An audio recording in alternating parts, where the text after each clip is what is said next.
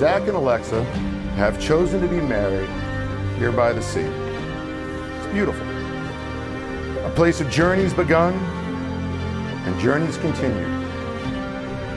A place of transformation, beauty, and mystery. But marriage, it's not a destination.